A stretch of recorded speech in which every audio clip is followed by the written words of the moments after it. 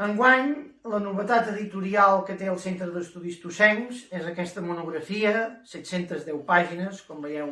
la cultura té el seu pes,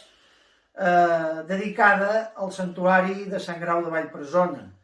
l'indret que va acollir el 2020, pocs dies abans de la pandèmia, la trobada de l'Assemblea de la Coordinadora de Centres d'Estudis l'any passat. Aquest santuari, situat al mig de la muntanya, pertany al municipi de Tossa de Mar,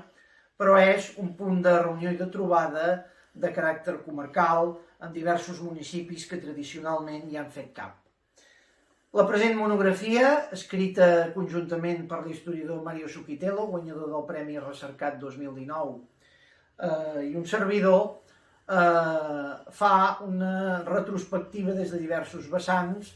cap a el que és la història d'aquest santuari a nivell històric, d'ençà de la seva construcció al segle XV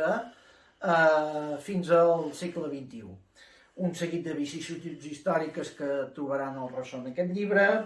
una anàlisi de la literatura, de la pintura, de l'art, de diversos aspectes, el folklore, l'aplec, la tradició, la llegenda, i també una visió geogràfica del sant que li dona nom, Sant Grau d'Orlac. És un treball que ens ha portat anys de feina, amb un viatge inclòs al centre de França, resseguint les passes de Sant Grau d'Orlac, però que estem molt contents que hagi vist la llum en aquest any de pandèmia.